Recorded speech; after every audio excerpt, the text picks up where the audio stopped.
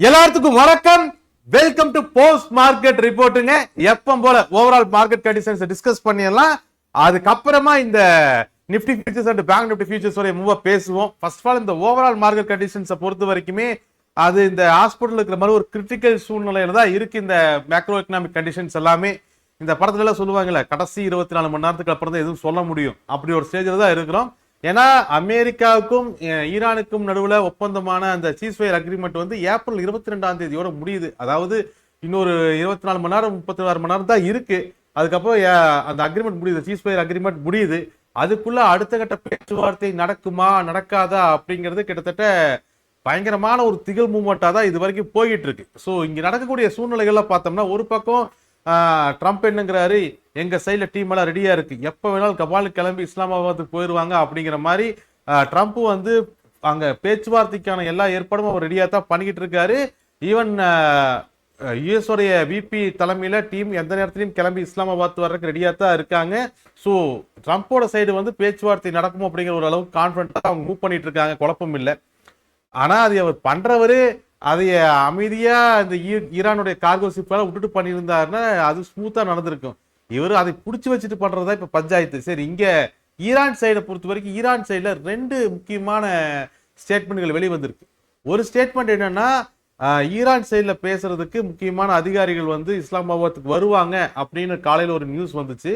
ஆனா அது வந்து ஆக்சுவலா ஈரான் ஆர்மி சைட்ல இருந்து வந்த நியூஸ். பட் ஈரானுடைய ஃபாரின் மினிஸ்டர் பேசும்பொழுது வந்து ஒரு ப்ரெஷர் அல்லது த்ரெட்டின் அடிப்படையில் அந்த கண்டிஷன்ஸ்ல எங்களால பேச்சுவார்த்தையில ஈடுபட முடியாது, அதனால நாங்க பேச்சுவார்த்தையில ஈடுபடுறதுல சந்தேகம் தான்.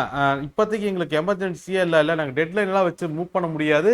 ஏன்னா இவ்வளோ ப்ரெஷர் இல்லை, இவ்வளோ ஒரு த்ரெட்டு கடையில எப்படி நாங்க போய் பேச்சு நடத்துறது அப்படிங்கிற மாதிரியான ஈரான் ஃபாரின் மினிஸ்டரோட ஸ்டேட்மெண்ட்டையும் நம்ம பார்த்தோம். ஸோ ஈரான் சைட்ல வந்து 2 ஒப்பீனியன் அல்லது 2 ஸ்டேட்மெண்ட் வந்து காலையில இருந்து வெளியே வந்திருக்கு. ஒன்னு, ஈரான் சார்பில் பேச்சுவார்த்தையில் பங்கேற்பாங்க அப்படிங்கிற ஒரு ஒரு ஸ்டேட்மெண்ட்டும், அதுக்கப்புறம் வந்து இல்ல ஈரான் மேல ரொம்பவுமே ஒரு அழுத்தத்தை கொடுக்குறாரு, மிரட்டுறாரு, இல்ல ப்ரெஷர்ல எங்களை படி வைக்க ட்ரை பண்றாரு அப்படிங்கிற, அதனால இந்த மிரட்டலுக்கெல்லாம் பயந்து பேச்சுவார்த்தையில் நாங்கள் ஈடுபட மாட்டோம் அப்படிங்கிற மாதிரியான ஸ்டேட்மெண்ட் ஈரான் சைடில் வந்திருக்கு. இப்போதைக்கு கிரவுண்ட் ரியாலிட்டி பொறுத்த வரைக்கும் பேச்சுவார்த்தை நடக்குமா நடக்காதா, அடுத்து 24 மணி நேரம் இந்த சீஸ்ஃபயர் முடிஞ்சதுக்கு அப்புறம் இவங்க தாக்குவாங்களா தாக்க மாட்டாங்களா, இல்ல இதோட இப்படியே முடிச்சிருவாங்களா, இந்த மாதிரியான ஏகப்பட்ட கேள்விகள் இருக்கு. ஸோ ஆப்வியஸ்லி அடுத்த 24 மணி நேரம் ரொம்ப கிரிட்டிக்கலான சூழ்நிலை. எங்களால் முடிஞ்சதெல்லாம் பண்ணிட்டோம், இனிமேல் கடவுள் தான் பார்த்துக்கணும் அப்படிங்கிறத தவிர வேற பதில் எதுவுமே கிடையாது. ஸோ பார்க்கலாம், ஒருவேளை இந்த பேச்சுவார்த்தை ஸ்டார்ட் பண்ணுச்சுனாலே மார்க்கெட் வந்து பாசிட்டிவா தான் அதை எடுத்துக்கும். இப்போ வரைக்குமே மார்க்கெட்டை பொறுத்த வரைக்கும் இந்த ஓவரால் இன்சிடென்ட்டை வந்து பாசிட்டிவா தான் எடுத்துக்குது. ஏன்னா யாருமே இங்க வார எக்ஸ்கிலேட் பண்ண ட்ரை பண்ணல அப்படிங்கிறதா இங்க முக்கியமான ஒரு பாயிண்ட். ட்ரம்ப்பை பொறுத்த வரைக்குமே அவருக்கு மிகப்பெரிய இஷ்யூ என்னன்னா இந்த மிட் டேர்ம் எலெக்ஷன். அது மட்டும் இல்ல, மிட் டேர்ம் எலெக்ஷனை பொறுத்த வரைக்குமே ஆல்ரெடி எனர்ஜி காஸ்ட் அதிகமானது, ஹவுஸ் ஹோல்ட்ல வந்து ஃபைனான்சியல் ஸ்ட்ரெஸ் அதிகமாக இருக்கிறது, இந்த மாதிரியான பல விஷயங்கள் வந்து ட்ரம்ப் எகெயின்ஸ்டா இருக்கு. ஸோ மிட் டேர்ம் எலெக்ஷனுக்குள்ள இந்த வாரம் நிறுத்திட்டாரு அப்படின்னு சொன்னா, அமைதியான சூழ்நிலை வந்துருச்சு, க்ரூட் ஆயில் விலை கம்மியாயிருச்சுன்னு சொன்னா அது ஒரு மிகப்பெரிய சாதகமாக அமையும். முக்கியமா ஆயில் ஸ்டாக்ல இருந்து அவர் வெளிவர ட்ரை பண்றாரு ட்ரம்ப்பை பொறுத்த வரைக்கும். ஸோ இதெல்லாம் வந்து ட்ரம்ப்புக்கு ரொம்பவுமே அவசியம். ஸோ ட்ரம்ப்பை பொறுத்த வரைக்கும் இந்த வார மிட் டேர்ம் எலெக்ஷன் ஸ்டார்ட் ஆகிறதுக்குள்ள எப்படியாச்சும் இதுக்கு ஒரு ஃபைனல் தாட் கொண்டு வந்து தன்னை ஹீரோவா நிலைநிறுத்திக்க ட்ரை பண்றாரு. பட் ரியாலிட்டியை பொறுத்த வரைக்குமே வார கன்யூ பண்றது அப்படின்னா, வார நிறுத்துறது அப்படின்னு சொன்னா ஈரானோட சைட்ல இருந்து டிமாண்ட்ஸ் அப்படின்னு பார்த்தோம்னா, முக்கியமா இந்த யூஎஸ் பிளாக்கெட்டை இப்போ உடனே அவங்க எடுக்கணும். அது போக அந்த இன்டர்நேஷனல் ஃபண்டுக்கான ஆக்சஸ், அது போக இந்த வாருக்கு டேமேஜ் ஆனதுக்கெல்லாம் ரெவன்யூ, அப்படி அதாவது காம்பன்சேஷன், அப்படி இல்லைன்னா இங்க ஹார்மோஸ் ஜலசந்தியில டோலை வச்சுக்கிறதுக்கான அனுமதி, இந்த மாதிரியான நிறைய டிமாண்ட்ஸ் இருக்கு. இதுல எது விட்டு கொடுக்கறது இல்ல எது ஒத்துழைக்கிறது அப்படிங்கிறது வந்து ட்ரம்ப்புக்கு மிகப்பெரிய கொஸ்டினா இருக்கு. பட் வந்து ட்ரம்ப்போட மெயின் அப்ஜெக்டிவ் எதுவா இருக்கும்னா, ஈரான் தன யுரேனியம் அந்த நியூக்ளியர் பவர், ஏன்னா அதை வந்து ஈரான் வந்து கை விடுறேன்னு சொல்லிட்டாலே அதையவே ஒரு பெரிய விஷயமா அவர் யூஎஸ்ல பேசி ஓரளவுக்கு மக்களை சமாளிச்சிருவார். அதுல பேசுறதெல்லாம் நம்மால் வல்லவர் தான். ஆனா பேசுறது வந்து எப்போ கோமாளி மாதிரி பேசுவாரு, எப்போ ஹீரோ மாதிரி பேசுவாருன்னு நம்மளுக்கு தெரியாது. இப்போ அதுதான் பெரிய பிரச்சனை ட்ரம்ப்பை பொறுத்த வரைக்கும். So overall scenario uncertainty. இந்த பேச்சுவார்த்தை நடக்குமா நடக்காதுங்கிறது மிகப்பெரிய கொஸ்டின். பட் வார் இதுக்கு மேல எக்ஸ்கலேட் ஆகாது அப்படின்னு மார்க்கெட் உறுதியா நம்புது. அதனாலதான் ஓரளவுக்கு ஆயில் பிரைஸ்ல இருந்து எல்லாமே ஸ்டேபிளா இருக்கு, மார்க்கெட்டுமே ஓரளவுக்கு ஸ்டேபிளா இருக்கு. அடுத்து 24 மணி நேரம் அல்லது 36 மணி நேரம் நம்ம பொறுமையா இருந்து பார்க்கணும் என்ன நடக்குது அப்படிங்கிறது. இப்போதைக்கு கடைசியா இஸ்லாமாபாத்ல இருந்தது பாகிஸ்தான் தான் இடையில உட்காந்து பஞ்சாயத்து பண்ணிட்டு இருக்காங்க. பாகிஸ்தான்ல இருந்து வரக்கூடிய நியூஸை பொறுத்த வரைக்குமே மேக்சிமம் இந்த பேச்சுவார்த்தை நடத்திடுவோம் அப்படின்னு தான் சொல்றாங்க. அதுவுமே ஒரு மார்க்கெட்டுக்கு ஒரு பெரிய ஹோப்பை கொடுத்துருக்குன்னு தான் சொல்லணும். சரி, இது போக வேற ஏதாவது முக்கியமான நியூஸ் இருக்கா அப்படின்னு சொன்னா, யுஎஸ் மார்க்கெட்ல இன்னைக்கு ரீட்டைல் சேல்ஸ் டேட்டா வருது. அது ஒரு முக்கியமான டேட்டா, அதையும் நம்ம பார்க்க வேண்டியது கட்டாயம். ஏன்னா லாஸ்ட் வரக்கூடியது மார்ச்சோடைய டேட்டா.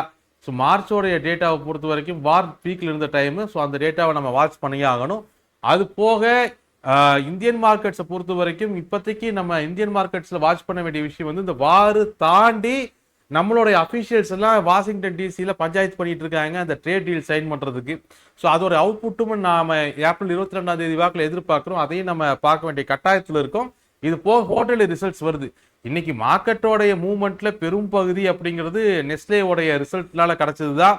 ஏன்னா நெஸ்லேவோடைய வால்யூம் டபுள் ஆகிருக்கு. ஓகே, கிட்டத்தட்ட லைஃப் டைம் ஹைவே ரீச் பண்ணியிருக்கு நெஸ்லேஸோட ஸ்டாக். ஒரே நாள் 8% ரேலி, நல்ல ரிசல்ட். அதே மாதிரி ஹெச்சிஎலுமே மோசமான ரிசல்ட்ஸ் எல்லாம் கிடையாது. அதே மாதிரி நாளைக்கு tech Mahindra, SBI life insurance நிறைய முக்கியமான கம்பெனிகளோட ரிசல்ட்ஸ் இருக்கு. ஸோ ரிசல்ட்ஸ் வந்து ஓரளவுக்கு பாசிட்டிவா வந்துகிட்டு இருந்துச்சு அப்படின்னு சொன்னா மார்க்கெட்டு வாரனால இருக்கக்கூடிய ஒரு நெகட்டிவ் இம்பாக்ட் வந்து சீக்கிரமா ரெக்கவரி ஆக ஆரம்பிக்கும். ஸோ அதையும் நம்ம வாட்ச் பண்ணணும். ஸோ இப்போ ஓவராலா நீங்க மேக்ரோ எக்கனாமிக்ஸை பொறுத்த வரைக்குமே ஒரு பக்கம் இந்தியா பொறுத்த வரைக்கும் கார்பரேட் ரிசல்ட், ருப்பி இன்னும் வீக்காக தான் பர்ஃபார்ம் பண்ணிக்கிட்டு இருக்கு. ருப்பியோட value, crude oil value and பேச்சுவார்த்தை நடக்குமா நடக்காதாங்கிற கொஸ்டின் இது ப்ராப்பரா அனலைஸ் பண்ணிட்டாலே போதுமானது. இது போக என்ன சூழ்நிலையில எந்த மாதிரி நியூஸ் வந்தாலும் மார்க்கெட்ஸ்ல அதோட வேல்யூக்கள்லயே மூவ் பண்ண ட்ரை பண்ணுங்க. ஓகே, ரொம்பவுமே டைவர்ட் ஆயிடாதீங்க. டிசிப்ளின் ரொம்ப முக்கியம். ஹெட்ஜஸ் எடுக்க வேண்டியது கட்டாயம். ஓகே, முக்கியத்தை காட்டிலும் கட்டாயம் ஹெட்ஜஸ் எடுக்கணும் அப்படிங்கிறது. இன்னைக்கு இருக்கக்கூடிய மார்க்கெட் கண்டிஷன்ஸ்ல எல்லாம் நம்ம மனசுல நினைச்ச மாதிரி எல்லாம் மார்க்கெட் நடந்துட்டு இருக்காது. ஈவன் ட்ரம்ப் நினைச்ச மாதிரியே நடக்க மாட்டேங்குது மார்க்கெட். அவர் ஏதோ 2 நாள்ல போனோமா, இந்த வெடிஸ்ல அதிபரை பிடிச்சமா வந்தமா வாரம் முடிச்சிடலாமா அப்படிங்கிற மாதிரி தான் அவர் யோசிச்சார். அவருக்கே இன்னும் ஐடியா இல்லை வாரம் இவ்வளவு தூரம் இழுத்துட்டு போகும் அப்படிங்கிறது. கடைசியில வந்து இந்த புலிவால் பிடிச்ச கதையா உடவும் முடியாம இதுவும் முடியாம ரொம்ப சிக்கல்ல மாட்டிட்டு இருக்கார் ட்ரம்ப். ஸோ இதனால உள்நாட்டுல அவர் மிகப்பெரிய ஒரு மெமி கண்டென்ட்டா மாறி இருக்கார் அப்படிங்கிறதுல எந்த ஒரு மாற்று கருத்தும் கிடையாது. ஸோ மார்க்கெட்லயும் அதே மாதிரி நம்மளும் ஆயிடக்கூடாது. நாளைக்கு பார் மார்க்கெட் ஏறுது, நாளைக்கு பார் மார்க்கெட் இறங்குது அப்படின்னு இங்க பெட் பண்ணி மார்க்கெட்டை கையாளுறது அப்படிங்கிறது ப்ராக்டிக்கலா பாசிபிள் கிடையாது. ஹெச்எஸ் எடுத்து வேல்யூல மூவ் பண்ணுங்க. நம்ம வேல்யூஸ் எப்போ போல டிஸ்கஸ் பண்ணிடலாம். ஓகே, வேல்யூஸை பொறுத்த வரைக்கும் இன்னைக்கு ஃபர்ஸ்ட் ஆஃப் ஆல் நிப்டியை பொறுத்த வரைக்கும் நம்ம பெருசா ஒரி பண்ணிக்க வேண்டிய அவசியம் இல்லை. காலையில மார்க்கெட் வந்து பிரைமரி ரெசிஸ்டன்ஸ் அல்லது மந்த்லி ரெசிஸ்டன்ஸான 24,332க்கு மேலதான் ஓப்பன் ஆகுது. ஓப்பன் ஆன உடனே ஃபர்ஸ்ட் இன்ட்ராடே ரெசிஸ்டன்ஸ் ஆன 24,362 பிரேக் பண்ணி 24,432 சொல்லக்கூடிய செகண்ட் இன்ட்ராடே ரெசிஸ்டன்ஸ் அச்சீவ் பண்றாங்க. செகண்ட் இன்ட்ராடே ரெசிஸ்டன்ஸை கிராஸ் பண்ண மார்க்கெட் தேர்ட் இன்ட்ராடே ரெசிஸ்டன்ஸ் ஆன 24,462 அச்சீவ் பண்ணுது. இந்த இடத்துல தான் கிட்டத்தட்ட ஒரு ½ ஹவர் ஃபைட் பண்ணாங்க. ஏன்னா 3 இன்ட்ராடே ரெசிஸ்டன்ஸ் அச்சீவ் பண்ணியாச்சு. 3வது இன்ட்ராடே ரெசிஸ்டன்ஸை கிராஸ் பண்ண விடாம மார்க்கெட்டை பியர்ஸ் அங்க டிஃபெண்ட் பண்ண ட்ரை பண்ணாங்க. ஆனா கீழே வந்த மார்க்கெட்டை செகண்ட் இன்ட்ராடே ரெசிஸ்டன்ஸ் ஆன 24,432க்கு கீழே ஒரு துளியும் கூட புல்ஸ் அலோவ் பண்ணவே இல்லை. தேர்ட் இன்ட்ராடே ரெசிஸ்டன்ஸ் ஆன 24,432 பிரேக் பண்ணி மார்க்கெட்டினுடைய பொசிஷனல் லெவலான 24,558 அச்சீவ் பண்ணி எக்ஸாக்டா அதே இடத்துல தான் மார்க்கெட் க்ளோஸ் ஆயிருக்கு. ஓகே, எக்ஸாக்டா அதே இடத்துல தான் மார்க்கெட் க்ளோஸ் ஆயிருக்கு. நம்ம திரும்பவும் அதே தான் சொல்றேன், மார்க்கெட்ஸ் அதோட வேல்யூல மூவ் பண்ண ட்ரை பண்ணுங்க. இவ்வளவு பஞ்சாயத்துக்கு நடுவுலையும் மார்க்கெட் எக்ஸாக்டா 24,588 அச்சீவ் பண்ணி அதே இடத்துல க்ளோஸ் பண்றது அப்படிங்கிறது ரேண்டமா நடக்கக்கூடிய ஆக்டிவிட்டிஸ் இல்லை. மார்க்கெட் அது எப்பவும் போல அதோட வேல்யூஸ்ல மூவ் பண்ணிக்கிட்டு இருக்கும். ஸ்ட்ரெயிட்டா மூவ் ஆயிட்டு இருந்த ஒரு கேண்டில் 24,432க்கும் 472க்கு நடுவில் மட்டும் ½ ஹவர் ஃபைட் பண்ணணுங்கிற அவசியம் கிடையாது. மார்க்கெட் வந்து அதோட வேல்யூஸ்ல அது செயல்படும். நம்ம அது எப்படி செயல்படுறதுங்கிற முடிவு பண்ணி ஹெட்ஜஸ் எடுத்து டிசிப்ளினா மூவ் பண்ணிக்கிட்டு இருந்தா போதுமானது. க்ளோஸை பொறுத்த வரைக்குமே ரொம்பவே ஒரு ஃபிளாட்டான ஒரு க்ளோஸ் தான். ஆல்மோஸ்ட் பொசிஷனல் பக்கத்துல தான் நம்ம க்ளோஸ் ஆயிருக்கோம். இது ரொம்பவே ஒரு ஃபிளாட்டான ஒரு க்ளோஸ். இந்த க்ளோஸை பொறுத்த வரைக்கும் பொசிஷனல் ஹடிலான 24,588க்கு மேல 24,632 இன்ட்ராடே பிரைமரி ரெசிஸ்டன்ஸா இருக்கும். 24,632 பிரைமரி ரெசிஸ்டன்ஸா இருக்கும். பிரைமரி ரெசிஸ்டன்ஸுக்கு மேல பொசிஷனல் ஹர்டில் வந்து 24 மந்த்லி ரெசிஸ்டன்ஸ் வந்து 24,758. இன்னைக்கு கொஞ்சம் அங்க டைவர்ட் ஆயிட்டேன்னு நினைக்கிறேன், வேற எதுவும் சிந்தனையில் ஓடிட்டு இருக்கு. அநேகமா யாருக்கு ஓட்டு போடலாம் நாளானைக்கு அப்படிங்கிற சிந்தனையில் இருக்கேன்னு நினைக்கிறேன். எனிவே ஓட்டு போட மறந்துடாதீங்க, நாளானைக்கு ஓட்டு இருக்கு. மார்க்கெட்டோட கேப்ல அப்படியே போய் ஒரு ஓட்டை மட்டும் போட்டு வந்துருங்க, அது நம்மளுடைய முக்கியமான கடமை. நீங்க ஓட்டு போட தவறுனீங்கன்னா மேக்ரோ எக்கனாமிக்ஸ் நம்ம இன்னுமே தீவிரமா டிஸ்கஸ் பண்ண வேண்டிய கட்டாயத்துக்கு வந்துருவோம். ஸோ அதை ஞாபகம் வச்சுக்கோங்க. ஸோ பொசிஷனலுக்கு மேல பிரைமரி ரெசிஸ்டன்ஸ் 24,632, அதுக்கு மேல மந்த்லி ரெசிஸ்டன்ஸ் வந்து 24,758, அதுக்கு அடுத்த மந்த்லி ரெசிஸ்டன்ஸ் 24,822, அதுக்கு மேல ஹர்டில் 25,058, அண்ட் அதுக்கு மேல இருக்கக்கூடிய மந்த்லி ரெசிஸ்டன்ஸ் 25,272. இன்ட்ராடே ரெசிஸ்டன்ஸை பொறுத்த வரைக்கும் 24,858, 24,732, 24,662. பொசிஷனல் ஹர்டிலுக்கு கீழே 24,562 அப்படிங்கிறது நம்மளுக்கு பிரைமரி சப்போர்ட்டா செயல்படும். அதுக்கு அடுத்த மந்த்லி சப்போர்ட் வந்து 24,332லயும் 24,282லயும் இருக்கு. அதுக்கு அடுத்த ஹர்டில் 24,062, அதுக்கு கீழே அடுத்த மந்த்லி சப்போர்ட் வந்து 23,818. இன்ட்ராடே சப்போர்ட்ஸை பொறுத்த வரைக்கும் 528, அதாவது 24,528, 462, 432 இன்ட்ராடே சப்போர்ட்ஸ் இருக்கு. ஓப்பன் இன்ட்ரெஸ்ட்டை பொறுத்த வரைக்கும் இன்னைக்கு எக்ஸ்பிரி முடிஞ்சது, லாஸ்ட் வீக் ஆஃப் ஏப்ரல் மந்தோட எக்ஸ்பிரிக்கு வந்திருக்கும். ஓகே, ஸோ டிஃபென்ஸ் பொசிஷன் ரெண்டு பக்கம் ஸ்ட்ராங்கா இருக்கு. ஆனால் மார்க்கெட்ல அட்டாக் பொசிஷன்ஸ், ஏன்னா டிஃபென்ஸ் ரெண்டு பேருமே மெயின்டைன் பண்றாங்க, அதெல்லாம் எந்த ஒரு குழப்பமும் கிடையாது. உதாரணத்துக்கு நீங்க பியர்ஸோட டிஃபென்ஸ் நீங்க பாத்தீங்க அப்படின்னு சொன்னா அந்த 500 ரேஞ்சுகள் ரொம்பவே ஸ்ட்ராங்கா தான் இருக்கு. 500 வரைக்குமே அவங்களோட டிஃபென்ஸ் அவங்க மெயின்டைன் பண்றாங்க. ஓகே, அதுக்கு மேலதான் அவங்க குழம்புற 500, 550 அந்த ரேஞ்சுகள் வரைக்குமே டிஃபென்ஸ் இருக்கு. அதுக்கு மேல கீழே தான் அப்படியே கவர் பண்ண ஆரம்பிக்கிறாங்க. ஸோ டிஃபென்ஸ் வந்து இருக்கு. பீர்ஸை பொறுத்த வரைக்கும் அட்டாக் பொசிஷன்ஸை கவர் பண்ணியிருக்காங்க. புல்ஸை பொறுத்த வரைக்குமே அவங்களுடைய டிஃபென்ஸுமே 550, 600 வரைக்குமே அவங்களும் ஸ்ட்ராங்கா வச்சிருக்காங்க. பட் அதுக்கு மேல அட்டாக் பொசிஷன்ஸ் அவங்க கவர் பண்ணல. அவங்க பெருசா இன்க்ரீஸ் பண்ணல, பட் ஒரு நியூட்ரலா தான் மெயின்டைன் பண்றாங்க, கவர் பண்ணாம வச்சிருக்காங்க. பியர்ஸ் அட்டாக் பொசிஷனை கவர் பண்ணிட்டாங்க, புல்ஸ் அட்டாக் பொசிஷனை கவர் பண்ணல, பட் ரெண்டு பேருமே டிஃபென்ஸை மெயின்டைன் பண்றாங்க. ஸோ மறுபடியும் நாளைக்கு காலையில் ஓப்பன் இன்ட்ரெஸ்ட்டை செக் பண்ணி பாருங்க. மறுபடியும் 24 மணி நேரம் ரொம்ப முக்கியம். அடுத்த 24 ஹவர்ஸ் ஞாபகம் வச்சுட்டு மூவ் பண்ணுங்க. அதே மாதிரி பேங்க் நிஃப்டியோட மூவ் பொறுத்த வரைக்கும் சிங்கோட எண்ட் பாயிண்டான 56,772 ஓப்பனிங் கேண்டிலேயே பீட் பண்றாங்க. அடுத்த சிங்கோட ஸ்டார்டிங் பாயிண்டான 57,132 மேல புஷ் பண்ணி அதுக்கு மேலே மார்க்கெட்டை மெயின்டைன் பண்ணி அடுத்த சிங்குக்குள்ள பேங்க் நிஃப்டியை க்ளோஸ் பண்ணியிருக்காங்க. பேங்க் நிஃப்டியோட க்ளோஸ் வந்து ஒரு flat to negative close. So bank நிஃப்டியோடைய க்ளோஸை பொறுத்த வரைக்குமே 57,462 வந்து பிரைமரி ரெசிஸ்டன்ஸா இருக்கும். அதுக்கு மேல monthly resistance 57,752, 58,232, 58,778, and primary support வந்து 57,362 பிரைமரி சப்போர்ட். அதுக்கு கீழே மந்த்லி சப்போர்ட்ஸ் பாத்தீங்கன்னா 57,132, 56,772, 56,212. யாரும் அதை 3 என்று நினைத்துக் கொள்ள வேண்டாம், 5 அது என் கையில் தப்படி, சாரி. ஓகே, ஓரளவுக்கு ரெசிஸ்டன்ஸ் சப்போர்ட் எல்லாம் அண்டர்ஸ்டாண்ட் பண்ணியிருப்பீங்கன்னு நினைக்கிறேன்.